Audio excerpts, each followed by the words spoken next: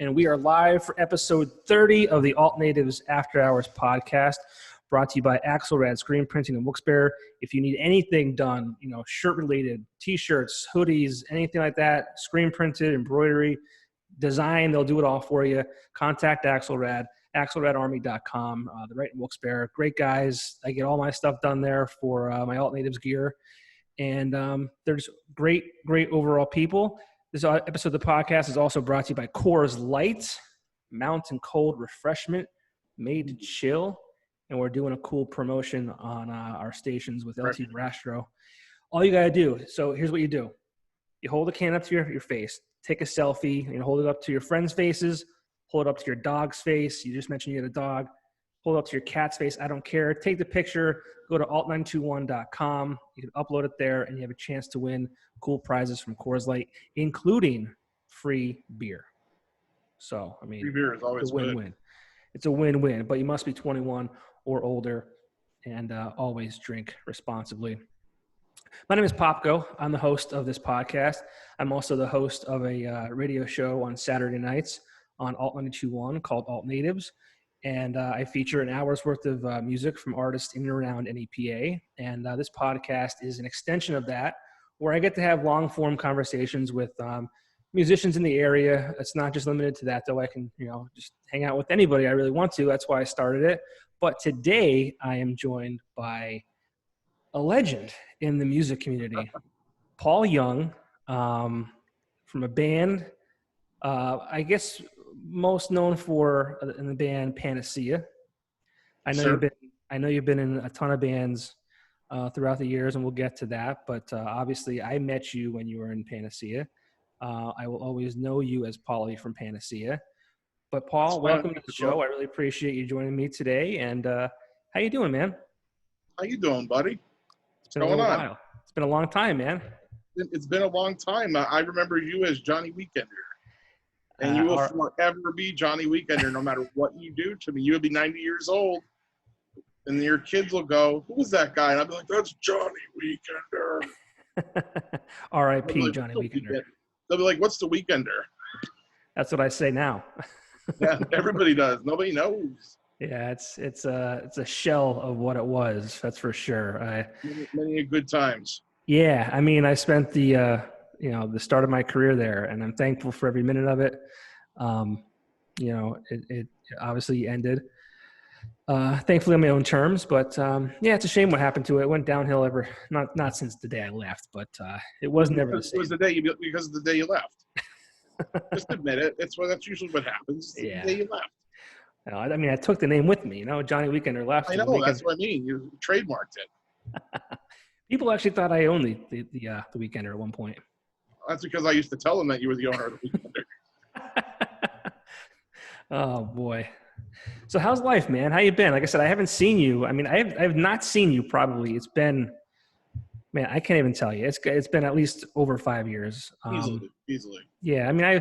I saw you, when I used to pop around, if you were playing at the casino or whatever, but it's been a long time since I've been able to sit down and talk to you. So I'm excited for this. Damn Skippy, man. I'm the same. I'm doing what everybody else is doing. Yeah, but you're healthy. Your family's good. Yeah, everybody's good. My dad had a COVID scare, but he pulled through. He's hanging in there, but so far so good. He's a resilient man. I give him a lot of credit. Did he have it? Yeah, he had it. Oh wow. Yeah. You're the first person I've talked to that has known someone like that close. With COVID. He had it probably about a month ago, maybe a month and a half ago. And people don't believe this stuff, but he's in a nursing home in Wilkes-Barre, a care facility, because he fell, and he's in the wrong place at the wrong time. He's right. Stuck there, and you don't believe it until you see the body bags coming out, and they're not dying in natural causes. So it's real, and people don't understand that that it is real, and we haven't been able to see him since February. Right. Actually go and physically sit next to him. And that's a lot on a person in there that has to sit there by himself for 4 months. Everybody bitches and complains that, my liberties are taken away and, I got to sit home. And there's a guy who who has no choice. He's stuck in there and has no contact. At least we have contact with our immediate family and friends and neighbors. And, you know, if you're having a bad day, you can go to your wife and sit down and have a conversation with her there. You know, my pop's having a bad day. He's got to talk to my mom through the window. So, Right. I mean, it is what it is. We all persevere and we all forge on, but people need to understand this shit's real. This is no joke, and people are dying and people are sick. And I mean, I don't want to get on my political soapbox, but I mean, it just shut your mouth and just worry about your neighbor. Like, if everybody worried about everybody else the way they worry about themselves, this world would be a whole different place, man. Yeah. It's sad to see what a lot of people's true colors and all this. Yeah, I mean, if we can't make a small sacrifice like wearing a mask, you know, where do we stand? I mean, I've been home for 4 months working from home, and it is what it is. I mean, it's not my choice. I don't want to do it, but we all gotta make sacrifices. So Yeah, it's not ideal by any means, but I mean, no. in order to move forward, I think we need to take the necessary precautions and just do the best we can. You know, Everybody just gotta listen and sit back and just take a breath and be like, you know, it's gonna be okay. But Just- my rights. It's okay. It's gonna be okay. We're not going to prison. We're not getting put in concentration camps. Like, Yeah. People have been through a lot worse than this, and we just need to just understand that. My neighbor, I hate getting on the subject and talking about it. My neighbor's 95 years old. Very rarely leaves her house, and she walked down the street the other day for the first time in like 4 months. And I stopped her. I let the dogs out and just talking to her, and she said, "You want to know something? I went through the Great Depression and World War II. This is nothing." Right. And I'm like, she's right. It's not. It's just gotta buckle down. Yeah, I mean, well, this is the first major incident in you know, people of our time, or of our, you know, lifetime. You know, we have it easy, man. We've never experienced any kind of hardship like this, and you know, it's terrible. I mean, what do they say about the sailors or whatever? Don't drink with the sailor. No, something about like calm waters never made a skilled sailor or something like that. No, but like something like that. But I mean, yeah, I mean, like we've never been really tested. Like everything's been pretty easy. I mean, I think the last major incident in our lifetime was probably 9/11, and that was, you know. And that never happened. I mean, and granted, that never happened in our parents' or grandparents' lifetime either. I mean, Pearl Harbor would be the closest thing to that. I mean, this was the first terroristic attack on American soil of that magnitude. So, I mean, you know, they never saw that, but they saw Pearl Harbor, they saw, right. And they put a man on the moon in a washing machine, okay?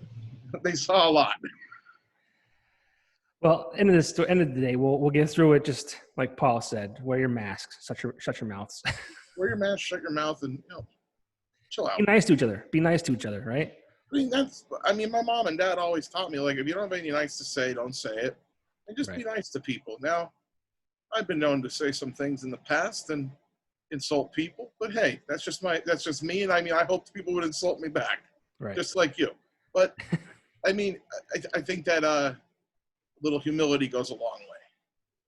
Yeah, I mean, I don't think the internet helps at all whatsoever. I mean, I'm thankful for it because you and I can do things like this, but there's too many people out there that, you know, get wrong information and share the wrong information, and it spreads like wildfire. And also, anybody can be, you know, a tough guy behind a computer screen. And, everybody's a tough guy behind a computer screen. Yeah, I mean, they're saying things that they would never say to a person's face, you know, but they're not there, so they just say it. And it's just, I always say the internet is a blessing and a curse. And I don't want to sound like an old man. It's a catch-22. It really is. Sure. I mean, I hate to sound like an old person, but I think back to when we were playing and we were popular, we were doing things, we didn't have the internet. I mean, we had email and that, but it wasn't like as prevalent. It wasn't as like, it wasn't like, oh, I go on Facebook and you can know if somebody's taking a crap. No, you had to you had newsletters that went out before like the MySpace stuff. I remember writing newsletters and sending out emails, and then I sound like an old fart now. Like Brett would come and tell me now, we used to have the mailing list that I used to write the letters to. Mm. Yeah, like they would have at their shows like people would sign up and clipboard, yeah, and they would actually mail out like a mailing list, like actually mail out flyers. That changed to email for us, of course, but now you could just, if you want to find out anything, just go on 2 seconds on Facebook and type in, what's Johnny Popko doing tonight? Yep. He's drinking a beer, talking with, I'm just saying, everybody knows what's going on. It's a lot different times, and sound like an old man. It's scary too as a father. So much has changed in the past like 15, 20 years. I can't imagine how much more it's going to change in the next 10, 15, 20 years. It's a little scary, but it is what it is. I guess we'll see what happens. I think it was scary for our parents. I think it was scary for their parents too. I mean, in different levels, of course. Yeah. But we're people. We get through it, right? We have to. We got to lean on each other and just hope for the best. And hey, as long as the kids aren't sick and you're pretty healthy for the most part. I mean, the damage you've done to your liver already is you can't replace that. You can't return it back. So yeah, you're right. so that's one thing that we could get out of the way. But otherwise, it is what it be. Yeah. Well, I wanted to talk to you, not just because I haven't talked to you in a long time, but there's a big show coming up. It's called Come Together, a community benefit concert for the arts. And Pan.a.ce.a is playing the show. It's July 16th. It's next Thursday, or this coming Thursday. And this will be the first time that Pan.a.ce.a plays in, a decade? The last time we played was 2011, I think. 2010, 2011, somewhere around there. Yeah, so close. 9-10 years at least. Yeah, it's like right around there. Yeah, so I couldn't be more excited.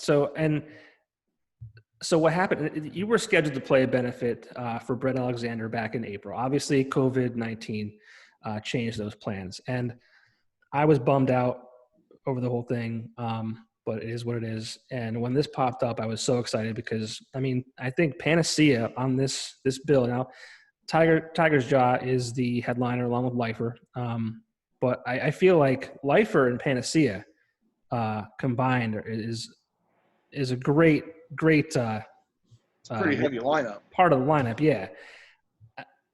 Tell me a little bit about, you guys haven't played in 9-10 years. So obviously when you were going to do this for Brett, it was a no-brainer. You guys know Brett. You worked with Brett. Brett is an amazing human being. Brett Alexander is he was a member of the Badleys, and he's a record producer, Saturation Acres, just all around wonderful human being. And he had a kidney transplant, and the NEPA scene, like they always do, kind of came together, and we're going to hold a benefit for Brett. But like I said, COVID changed those plans. But now we're doing this benefit for the arts because this is going to benefit places like Carl Hall, the FM Kirby Center, the Dietrich Theater, the Scranton Cultural Center. Did I already say that? The Ritz Theater. Just venues in this area that have been really hit hard by this pandemic because without shows they can't, bring in revenue. So this is a great cause. But tell me a little bit about how, you guys got together for the Brett benefit, the fallout from that, and then this popped up, and talk a little bit about just Pan.a.ce.a getting back together, so to speak, or just for a reunion show.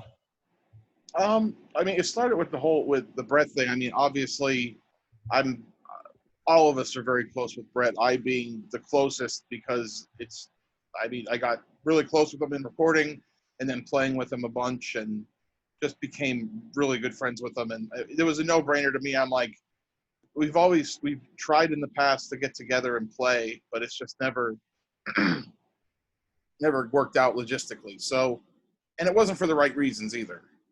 And this came up, and I just kind of said, I got to make it happen. And things were put in place to make it happen. And it's just at the last second, something had came up for Tim, and he just couldn't do it. And, I'd already committed to it. And the other guys I had gotten, Mike Morgan, who was the original Pan.a.ce.a bass player, who plays with Lifer also. He played with the Drama Club, a ton of other fantastic groups. Mike is one of probably the best musicians I've ever been around, and fantastic bass player. I figured if we're gonna do this, I want to get the strongest guys I know, and Mike's the strongest, one of the strongest songwriters, musicians I know, and so he wanted to be involved, of course, and I contacted Matt Jaffin, who was the Pan.a.ce.a bass player at the end of our tenure, should say, and talked it over with him, and me and him, came to how we wanted to do things. And he said, well, if I have a choice, I'd like to play drums. I'm like, okay. I'm like, that's your call. I mean, if you want to play drums, I'm fine with that. So that's how it originally started. And then I asked Mike because Matt was playing drums. Kevin, of course, just couldn't do it. He's got a lot going on with school, and he has two little ones also. So I totally understand that. And he gave it the blessing, though. He said, I want you guys to do it. Don't let me hold you back. He wished Brett the best and wished him well, and, hoped that this would help him along. So, everybody was on board, and, Tim was on board, and it just something just came up at the very, after, saying that we were going to do it, like within a week or week and a half.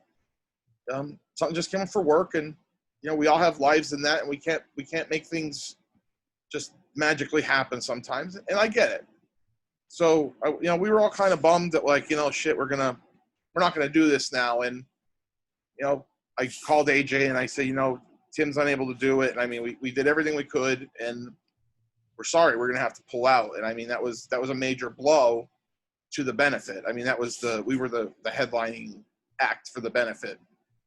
And about an hour later, I get a text from Aaron Bruch, who is now the Breaking Benjamin bassist, who played with Pan.a.ce.a after Mike Morgan's tenure and worked on a couple of our tracks with us, and was an all-around fan favorite of everybody. Everybody loves Aaron.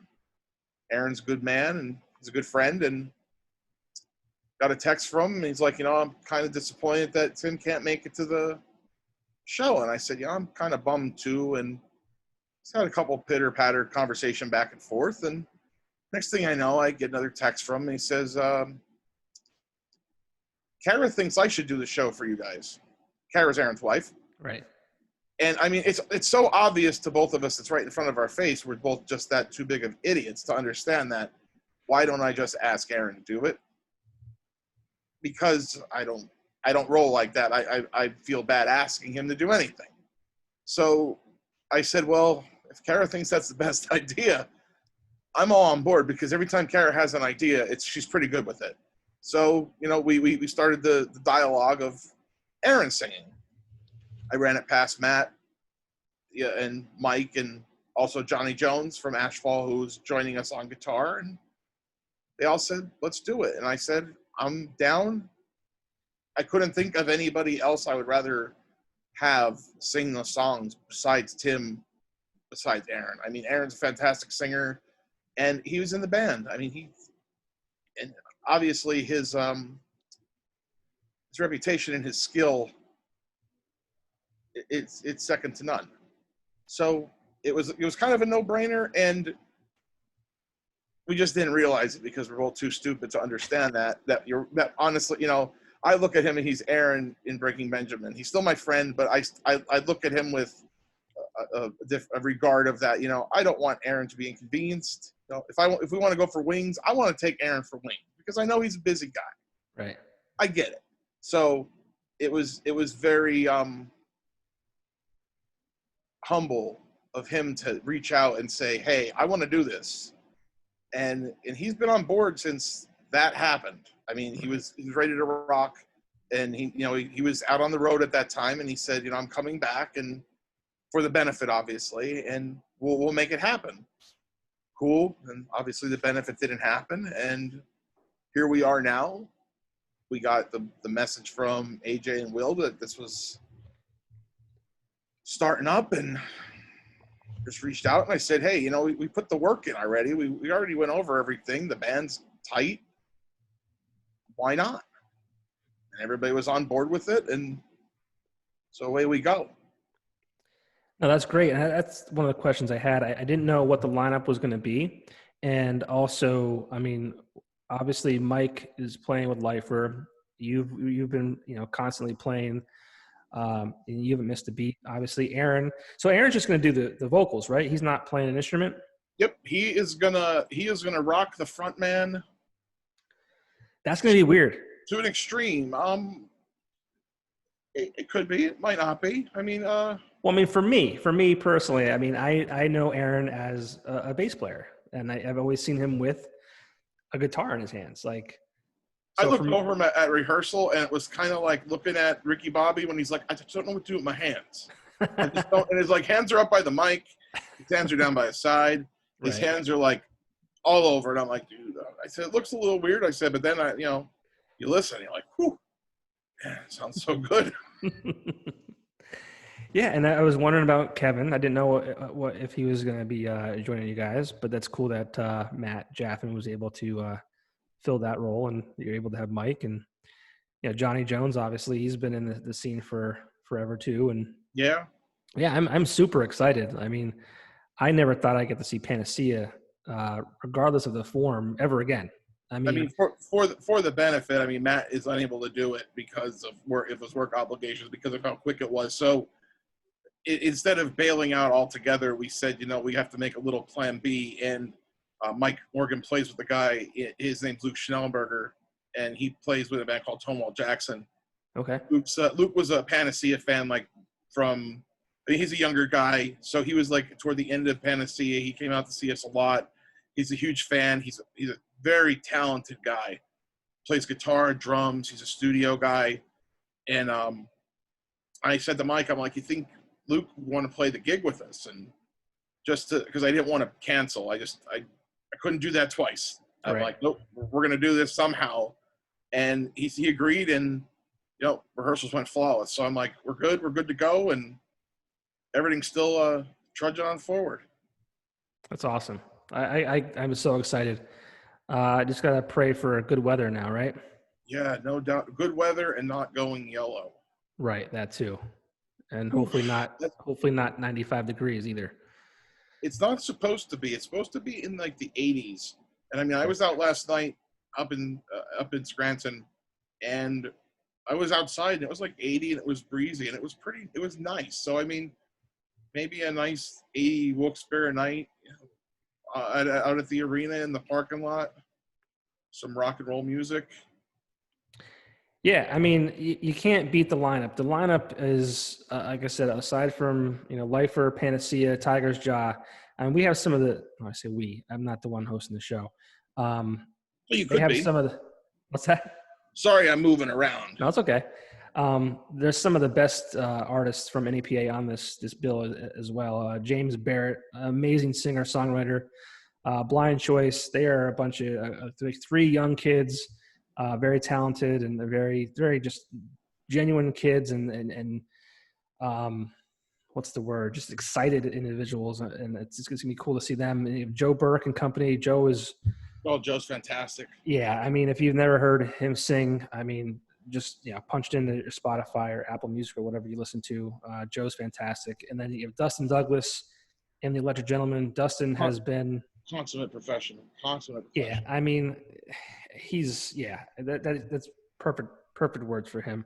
He was just at my house tonight. He was actually picking up he needed a cord for his pedal board. And he had a very stylish mask on. I mean, I expected nothing less. I mean, I'm surprised he didn't have like flowing robes. Yeah, I mean, he's like the Johnny Depp of NEPA. and believe it or not, he brought up Johnny Depp tonight about the whole Johnny Depp trial. And he's like, "Oh yeah, Johnny Depp stole his breakfast this now." I'm like, "Oh, this is great." Oh, I'm like, man. "You are like NEPA's Johnny Depp." Yeah. Yeah. S Dakota, I'm not sure if you're familiar with them. Daniel and Jay, and those guys are amazing. Modern Ties. I mean, Modern Ties. They were formerly Black Tie Stereo for those of you who didn't know, but I would put them up against anybody who's currently on Alt 92.1, like mainstream stuff. The Mule Team, I'm not extremely familiar with. I guess and AJ's involved with that, right? I'm not 100% sure, actually. I'm not sure either. But University Drive, I mean, those guys were. I'm looking forward to seeing University Drive. I've never seen them live. Oh, dude! But I mean, you're in for a treat. I have seen like some video clips of them, doing their thing, YouTube and that. But I mean, obviously, a band is worth their salt live. So I'm looking forward to checking them out. Yeah, I mean, they were on tour for a little bit with Cold last year.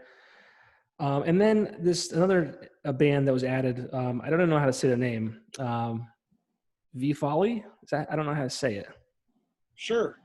But the drummer. There you go. You just put it on the map. Yeah, there we go. The drummer from Breaking Ben is also a part of that band, I guess, too. So. Yeah, Sean. Yeah. So it's going to be a great night of music, and I'm really excited for that. I think that's something we need right now. Like this will probably be the first big show that has existed since COVID came into our lives. Yeah, it's the first big anything that I know of. Yeah. I mean, like I said, we were looking forward to the benefit for Brett, and that was like and there wasn't really anything really big going on then. Everything was kind of in a little bit of a lull. I wouldn't say it was dead, but there was a little lull, and the people were looking forward to that. And then the COVID, of course. And now we got this. I think people are excited. If I wasn't playing, I would probably go. Yeah. I mean, just to see if Aaron Fink wears his patented flowered shirt. I mean, that would be worth envision for me. Yeah, I mean, just to see it. I have no doubt that he will. I hope he does. I mean, he better. He better. He was like Don Ho's little kid. Most of the people on this podcast probably don't even know who Don Ho is. Oh, you're not? Nope. I do, though. That's all that matters. But tickets are on sale for that show right now at Ticketmaster.com. And you do need to purchase tickets before the day of, because I don't believe there are tickets available. No, I don't think there's gate tickets or anything. Yeah. So, I mean, if you're confused as to what a parking lot show is, Will Beekman, who is the general manager of Mohegan Sun Arena and one of the organizers of this event, obviously him and AJ Jump and Joe Nardone Jr. from Gallery Sound. So thank you guys for putting this together, making this happen. But we'll just put out a video and it's available on the Mohegan Sun Arena Facebook page about what you can expect for this show. And they're doing 2 shows the following 2 nights as well. I'm not going to try and explain what the parking lot show experience is going to be, because Will took the time, him and his team took the time to do a video and did a fantastic job with that. So go to the Mohegan Sun Arena Facebook page and check that out. I also shared it on the Alt Natives on Alt 92.1 Facebook page if you want to go there. But kudos to him and his team for doing this event, doing the shows, and taking the, I don't want to say the risk, but I mean, taking a chance to bring entertainment to us people here in NEPA and beyond. So thank you guys again. When's the last time you played? I actually played my first show since the COVID last weekend. Oh, did you really? Yeah, myself and Ken Norton played a little acoustic show at a local restaurant, and I mean it was good to get out and play, but I mean it's a little different, a little less people, and just different. I mean, we all got to adapt, like I said. But that was my first show since I think February. And what bands have you been in recently? Like I said, I think you were in Grace's Downfall. Is that? Okay. That was the last Carnation of Grace's Downfall, which is still kind of together. We're still playing. Obviously, we haven't played at all, but we're still all talking to get together and do some stuff. And before that, I played in a couple different cover groups. Stealing Neil was Right. one of the bigger ones. Obviously, I played with Brett and Dustin and Tommy Smallcombe and the Traveling Wilkes-Barreans. Always a fan favorite. Play some good tunes with those guys. Played in a group called Chasing Ashley. It was like a cover band, female fronted kind of deal. Good players, great singer. Ashley Danko Castellano was a singer. She's really, really good. I played in Sucker Punch for a little bit. That's a band out of like Northumberland area. The guys from Harpo, Billy Kerstetter, their guitar player was Chris Silvani. He didn't want to do it anymore, and I took over for a little bit and played a couple of years there, playing like the hard rock covers. That was a lot of fun. That was the most like Pan.a.ce.a like band that I was in post Pan.a.ce.a. I mean, I was kind of playing like Godsmack and Disturbed and just stuff that's more like really in my wheelhouse musically. And yeah, those projects right there have kept me pretty busy for the past couple of years. Yeah, I'd say. I want to get back to Pan.a.ce.a real quick. I mean, I feel like, if I'm wrong, I apologize, but I feel like, Pan.a.ce.a was probably your most serious effort at, trying to get to the next level. Oh, definitely, yeah. And how do you feel about how that all ended? I mean, I feel like I always say I felt like Pan.a.ce.a was the next band that was going to come out of NEPA after Breaking Benjamin.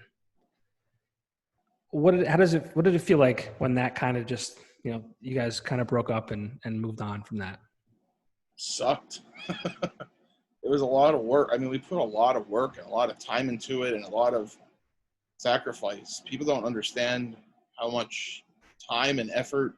And when I started playing with Pan.a.ce.a, we were rehearsing in Northumberland, and I worked and lived in Wilkes-Barre.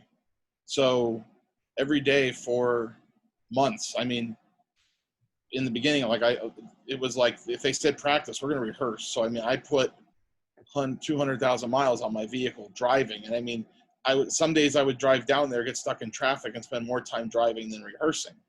But it's all part of it. It's a lot of work and a lot of time, and to get to where we got to with doing what we did and how we did it, I think that was quite an accomplishment. Yeah, and if anyone's watching this and is unfamiliar with Pan.a.ce.a, the Pan.a.ce.a music is available on the streaming services. So I highly encourage you to check that out. And I'm so thankful that exists now on the streaming services. I still have all your albums, but it's obviously more convenient to be. You have the 8 tracks still. I still have them. not that far back, no. And for people who are looking for a deal in today's world and society, I was too lazy to upload all the albums individually. So I uploaded all of them at once. So for, I don't know if it's $10.99 or $9.99, you get like 40 songs. If nobody really like tuned in on that, was buying individual songs, I mean, thank you from the bottom of my wallet. But I mean, we wanted people to have the music, and this isn't like, oh, we were going to cash in. I mean, I wanted the music to be out there, and the other guys agreed. They're like, yeah, let's just. People want it. I mean, why should we hold it from them? Yeah, I like the title too. It's called The Complete Journey. Yeah. I'm like, I don't even know what to call this. And I put that in there. I'm like, that'll work.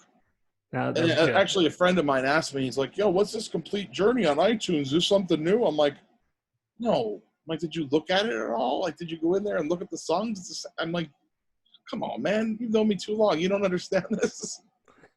Oh, I just didn't bother looking at it. Yeah, dude. I mean, these songs are. I mean, they're just top notch, and I'll never forget. I believe it was a release party at Nightcaps. I could be completely wrong. Maybe it was just your first show there since the release of the album. And I forget the title of that album, but the song "Additive." When I heard that, I was blown away. I mean, that's the moment I said, these guys are the next band out of here. And to this day, every time I hear that song, my nipples get hard. They do. They do. I'm playing it. It's on my show on Saturday. I know I harassed you for that today. Yeah, I know. I was having a little old timers moment. I couldn't get my damn MP4 to send from iTunes. I'm like, what is going on here? Dude, I every time my nipples are hard, I get goosebumps all over my body. It just the violin in that song is just it's great. I hadn't listened to that song. I hadn't really listened to the Pan.a.ce.a record songs in like quite some time. And occasionally, if I was out with friends and that who were fans of the band, they'd like to bust my balls and they'll play it, think like they're bothering me or something. But it's just, I mean, I'm just happy they liked it that much to bust my balls about it. I mean, usually you bust your balls about your friends about shit that you're jealous about. So Right. I'm okay about that. If you want to break my balls about my music, I'm fine. That's cool. Yeah. But the one day I was actually driving to in the Bloomsburg area, and just my random phone was playing, and that came on, and I was like, man, I just kind of zoned out for like the 5 minutes of the song, and I'm like, that was really good. And I think actually I may have texted Tim like while after driving, like, man, this is really good, just like out of the blue. I'm like, man, that's just cool. Yeah.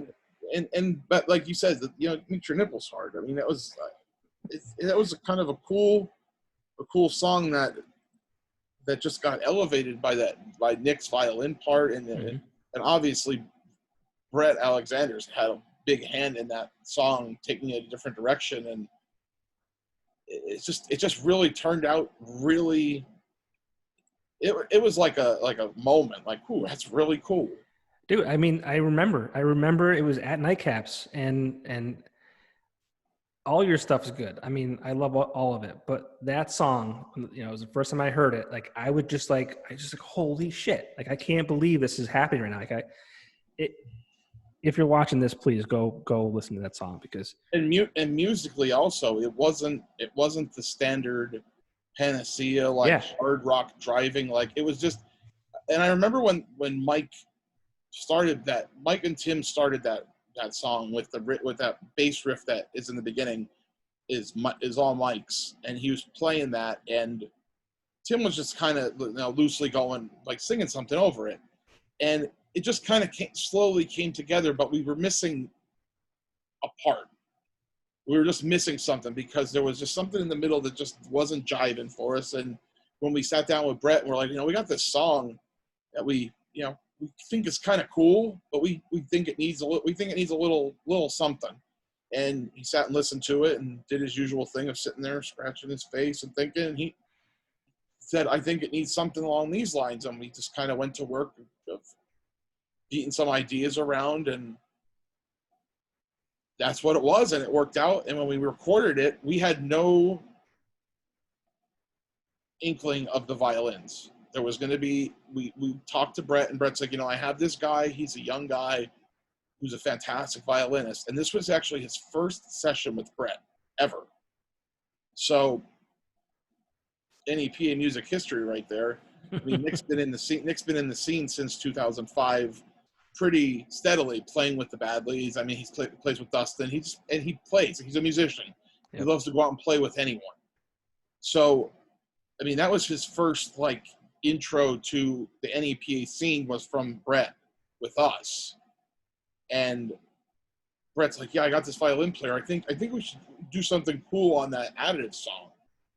We're like, go to town. And Brett and Nick sat down, and they hashed out that the violin, all those violin parts are, live violins. Nick played all of them live in the studio, and went down the next day to Brett. And Brett's like, you want to check out kind of some ideas? And I'm like, okay. And there it was. And I'm like, I said I wasn't expecting that. I said, that's awesome. Yeah. And that was just a simple 3-chord progression. Tim just kind of singing over it, and just when we got Brett in there and we sat down and we kind of thought of it a little differently, and you know, the song kind of builds itself on itself as it goes. It does. It's a little more intense until the whole thing just blows up. Yep. So it went from being just what it was to that, which was pretty interesting, from 3 chords to that. Yeah, for sure. So, I mean, as far as Pan.a.ce.a goes, I mean, is this a one and done thing, or do you guys think you're going to try and maybe do a couple shows when things get back to normal, or is this what's the plan? I'm not going to say no. Okay. I have no, if everybody who knows me, I have no objections to playing music. Right. If it's music that I was a part of, helped creating, I would love that even more. I think we got the guys in place that want to would like to play. We'll see what happens. I mean, there's possibilities. Well, all right. So the door's not closed on the subject. No. Okay, that's all. I'm not gonna. I closed the door so many times already that the door's broken. It's like a cat with 9 lives, you know. Yeah, the door's broken though. I mean, the door is broken. It's broken. It's wide open. I mean, people want to hear it, and I want to play it. Cool. And I want to hear it. If it involves Mr. Tim, I'm open arms. I want him to do it. I want him there. If he's unable to do it, and say Mr. Aaron Bruch would like to do it, I mean, we're not going to say no. I mean, we're all family. So, and of course, you know, they're Tim's songs, and I would never do anything to disrespect them in any way or harm them. And Aaron is the same. I mean, at rehearsal, he was singing the songs to a T, like no changes, no nothing. I mean, I said, make them your own if you want to make them a little bit. He's like, nope, they're fine how they are. I mean, so that's mad respect. I mean, he could sing the phone book. He could do whatever he wants vocal wise. You know, he respects Tim's songs as we do. We all do, and we want to play them. Right. And we're gonna try our best to do it. Well, I'm looking forward to it. What's next for Paul Young? I mean, are you going to be a wing critic? I constantly see you sharing your reviews of wings of NEPA. I am a connoisseur of the wings. Right. I do enjoy a good chicken wing. Who doesn't, right? I mean, if that was something that I did, I wouldn't mind it. Right. If people enjoy what I have to say, it's cool. If you don't, I get it. I'm not for everybody. But I think I know my way around a fryer and some hot sauce. Okay. And did I see, and I hope I'm right when I say this, but did I see on your Facebook page Paul Young officially becoming a father? Yes, sir. You adopted, correct? Yes, sir. Which I saw the video and it warmed my heart so much. So congratulations. That was he's a good kid. Yeah, it was a wonderful Father's Day. Yeah, definitely.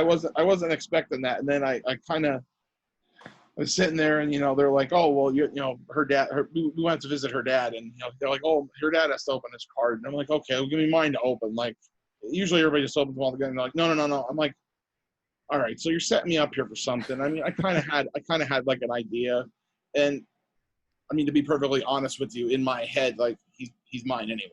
Right. Like, I don't need a piece of paper to say that he is. I mean, I raised him.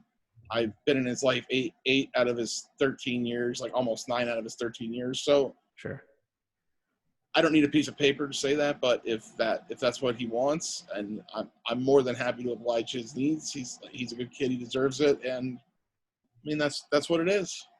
Yeah, it really, like I said, it warmed my heart a lot. So good for you. I'm glad that it warmed the cockles of your heart. Yes. Who would have thought, 15, 20 years ago, you and I would be where we are today, fathers and all that kind of stuff, huh?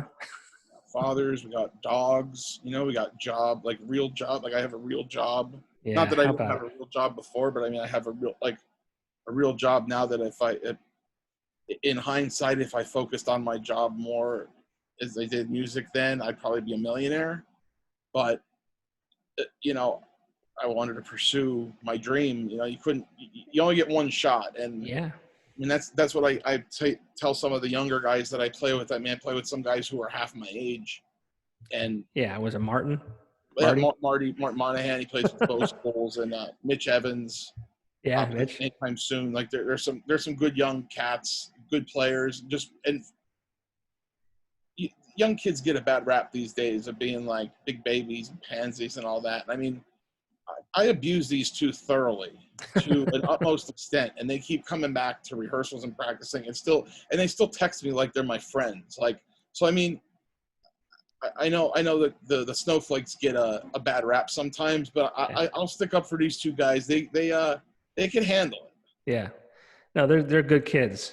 And there's a lot of young musicians in this area. Like I said, James Barrett, who's playing the show, Joe Burke, Marty and his band, the Boastfuls. Those are great kids. It must be just take something to be a musician, and especially a working musician in this climate. This is even prior to COVID. But there aren't a lot of venues these days. It's not like it was 15 years ago. Totally. And I mean, and we say that now, like, yeah, it wasn't like this 15 years ago. But then there's also the guys that, that I looked up to when I was coming up. Like, I was a huge, huge fan of the local band Freefall, which was like the cat's pajamas of NEPA cover. Like, they played 5-6 nights a week. But they were the best of the best. Like, guitar players were the best. Keyboard player was the best. Vocals, like, you went out to see them, it was like going to see a rock concert. Like, they were that good. So, growing up and listening and hearing them and being like, well, what do those guys think? Because they played 4 or 5 nights a week in clubs like Jitterbugs and Barrels by the Wyoming Valley Mall, the Station, and all that. And they played all in the same area 5-6 nights a week sometimes, and they always had a crowd.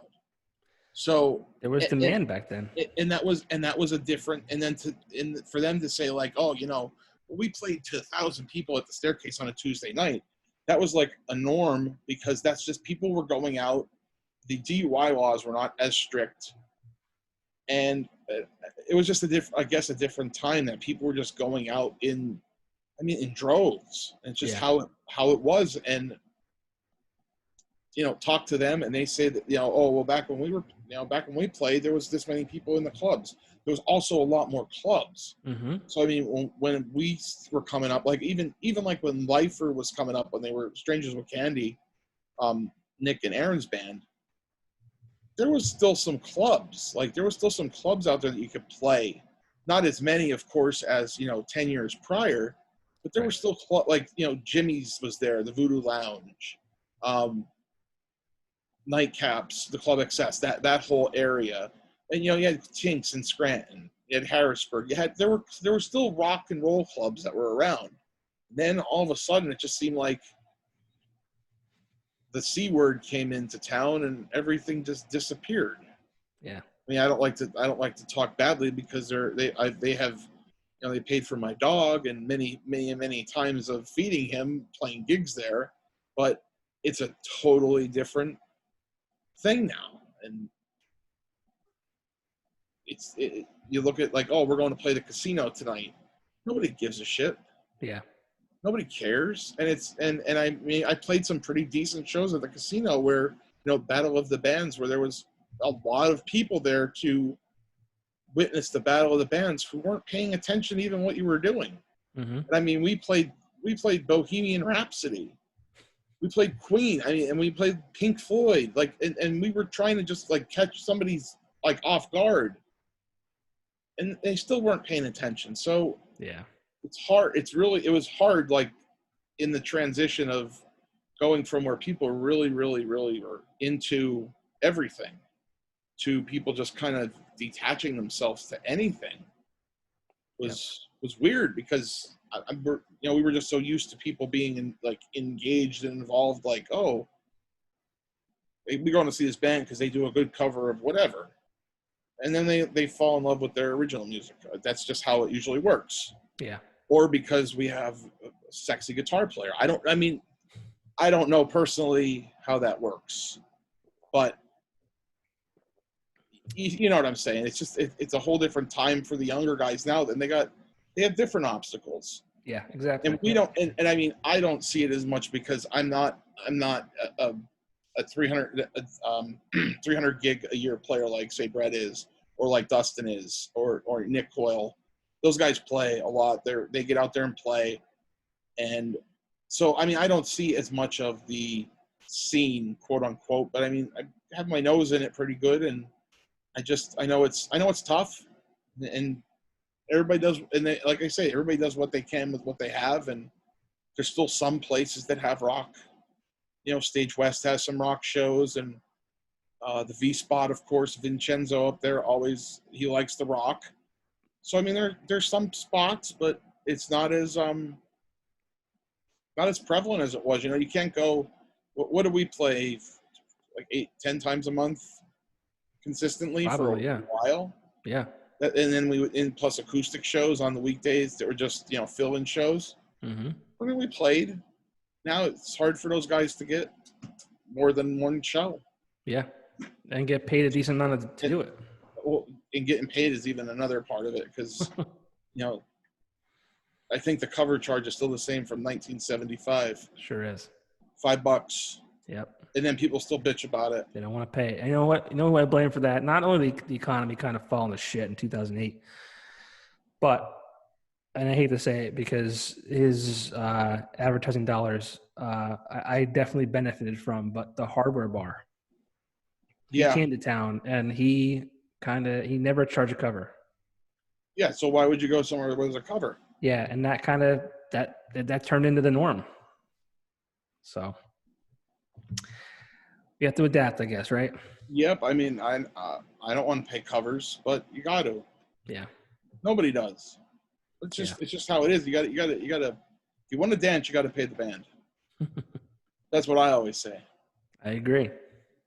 After that, if you like us, if you don't like us, then you had a good time for $5. There you go. If you like us, you'll dance some more.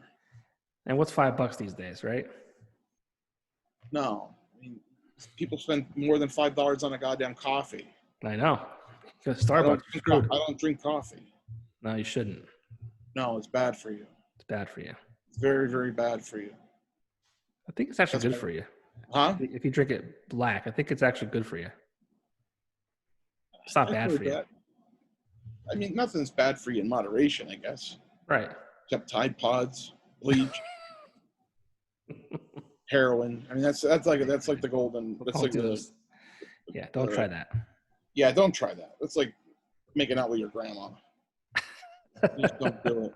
Don't do it. So, am I really going to introduce you guys on Thursday? Yep. Is that for real? Yep. Dude, I'm pumped. I don't care who I got to stab to make it happen. I mean, I'm Johnny Weekender, right? I do what I want. I mean, you have more connections with Will than I do. I mean, you could probably make it happen easier than I can. You have to say, Will, the band wants me to do this, and I'll be like, okay. Will says no, and we sneak you up there anyway. There's that too. There's that. I mean, you might get a little spank on the hand for it, but it's worth it. It could be a once in a lifetime thing. This could be the first and last time, And you could be sober this time because the last time you did it, you weren't sober. Those are the days, though. I don't even think you were able to say our name. Probably not. I think you fell off the stage before you even said our name. What time was that? It was late at night. I don't remember what time it was, but it was late at night. Well, no, I said what time is not as a number on the clock. What time? Like what event? Because there were several that I had been served more than I should have been. Take your pick. I mean, you could elaborate on any of them that you want at this point. I mean, some of the Weekender stories are of legend. They are. I think that when Pan.a.ce.a ended, so did Johnny Weekender. Is that what it was? It may have been, yeah. The knife in your heart? Yeah. And that's when I can't party now. Pan.a.ce.a is done. Popko's done. That's when you became Johnny Red Sox? I was always Johnny Red Sox. I know, it's terrible. You're not a Yankee fan, are you? Unfortunately, I am. All right, we're done here. I was born again. Yankees and Giants, and it's just how it is. Good thing we're done. It's a good thing we're done. You and Freddie can go. Me and Freddie. He's my buddy. Mm-hmm. At least he has one friend. Yeah, he has two. He has me and he has Jack from Northeast Music. Oh, right. There's only two friends that they say. So they say. Poor sack of shit, Freddie. All right, man. Well, I'll let you get back. Treat each other so kindly. One time he like bum rushed me at the mall in Steamtown. I was walking through, and like he ran after me with his phone, like recording me, like Facebook Live style. And it was weird. I mean, I'm not surprised. No. He used to bum rush. Like, we'd be at a bar somewhere. Next thing you know, I would see this, like, flash of white light, and he would be next to me going, hey, what are you doing? Hey, what's going on? I got to tell you this. I'm like, oh, my God. Slow down. I wish I could speak as fast as he speaks and with the enunciation he has. Like, I have a really hard time speaking clearly when I'm, like, trying to actually slow down and speak clearly. But he just moves. Oh, he boogies. But, I mean, just some of the thought that comes out of his head that quick, like his that fast. Yeah. He's that fast, but his mouth just keeps going. Yeah. And it's like, Jesus, not stopping. But he's quick with the wit. Like I'm saying, he doesn't sit there and think about it for a half hour. He'll come off like boom. Yeah, he'll hurt you. I love it. Gotta love it. He'll get you. Only an NEPA, my friend. Scummy Yankee fan. Scummy Red Sox. The Bodia. Kurt Schilling. There. What? Bloody sock. What? Yeah. There was Vaseline on that sock. Every time he kept adjusting it, he kept putting Vaseline on his fingers for a good Vaseline ball.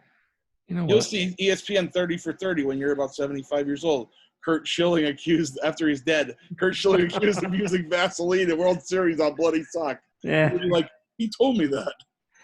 At that point, I won't care. It doesn't matter. You have your World Series. We do. It's been fun. Exactly. It's been fun. It's been a good decade. Hey, that's all that matters, right? Yep. All right, brother. Well, it was good talking to you. You too, man. I'm looking forward to seeing you guys on Thursday. One more time, that's the benefit show is on Thursday at the Mohegan Sun Arena parking lot. Headliners include, the headliners is Tiger's Jaw, but behind that is Lifer and Pan.a.ce.a, James Barrett, Joe Burke, Dustin Douglas, S. Dakota, Modern Ties, the Mule Team, Pan.a.ce.a, I already said that, sorry. But Pan.a.ce.a with Aaron Bruch from Breaking Benjamin. University Drive. He doesn't want it said like that though, because he already reprimanded me. Why can't you just put the name of the band? I said, Aaron, what do you want me to do? I'm just reading the poster. I know. That's what I told him. I'm like, Aaron, that's just the way it is. I'm guilty. I am reading the poster because I could not memorize everybody. Well, you can take that up with him then, because I'm going to blame you. Yeah. Well, there's two different posters, and there's this. It's Pan.a.ce.a with Aaron Bruch both times. So sorry, Aaron. That's what it is. It is what it is, right? But University Drive. By Folly, I'm going to call it that, blind choice. It's going to be a great time. But again, get your tickets at Ticketmaster.com prior to the show because there is no ticket available for purchase the day of. So I hope to see you guys there. Thanks for watching me and this old guy ramble about the old days and the good times we had. But I do appreciate you, brother. It's good seeing you. And you too. Can't wait to see you in person on Thursday. It's going to be a good time, brother. Can't wait. Take care, Johnny. All right. See you, buddy. Be good, bud.